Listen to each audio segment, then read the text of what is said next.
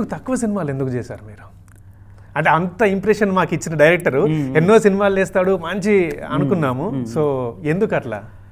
మధ్యలో నాన్నగారు కంటిన్యూస్గా నిమ్మ నాకు తెలుసు తీసిన తర్వాత ఒక 1 year 6 pictures ప్రొడ్యూస్ చేయడం మొదలైంది, తమిళ్ తెలుగు మార్చి. సో ఆ టైంలో ఆల్మోస్ట్ ఒక 10 pictures రన్నింగ్లో ఉండింది. సో ప్రొడక్షన్ సైడ్లో తనకి హెల్ప్ అవసరమైంది.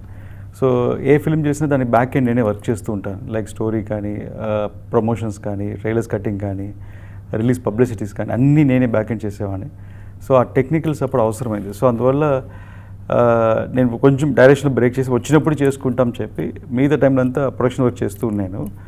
అలాగే మధ్యలో 2010-12 ఒకసారి అజిత్ సార్ మీట్ అయినప్పుడు అప్పుడు మళ్ళీ ఒక సినిమా చేద్దామని తెలుగులోనే ఉన్నాను, ఒక మంచి హీరో కమిట్ అయిపోతున్నాను. అప్పుడు అజయ్ సార్ ఒకసారి లొకేషన్ కలిసినప్పుడు నన్ను ఒకరోజు పిలిచి అడిగారు, లైక్ నాన్నగారికి ఏజ్ అవుతుంది, నువ్వు ప్రొడక్షన్ చూసుకోవాలని ఆయన రికమెండ్ చేశారు. అప్పుడు నేను అజయ్ సార్ అడిగి చేయాలి సార్, బట్ కంటిన్యూ ఒక హీరో డేట్ ఉంటారు కదా సినిమా చేయాలంటే, నువ్వు ప్రొడక్షన్ చేసే పని నేను కంటిన్యూ డేట్లు ఇస్తానన్నారు. ఆయన ప్రామిస్ చేసినట్టే చేశారు. కంటిన్యూ 3 films చేశాను.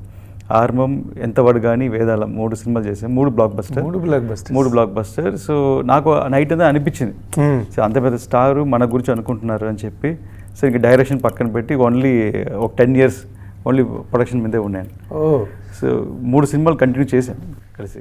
మరి జనాలందరూ తెలుసో లేదో కానీ నాకైతే తెలియదు. నేను జస్ట్ ప్రొడక్షన్ అంటే నాన్నగారే చూసుకుంటారు, మీరు జస్ట్ డైరెక్షన్ వరకే ఉన్నారు, సూర్య మ్యూజిక్ వరకు మీరు లేరు అని. ఎక్కడ నా పేరు వేసుకోలేదు.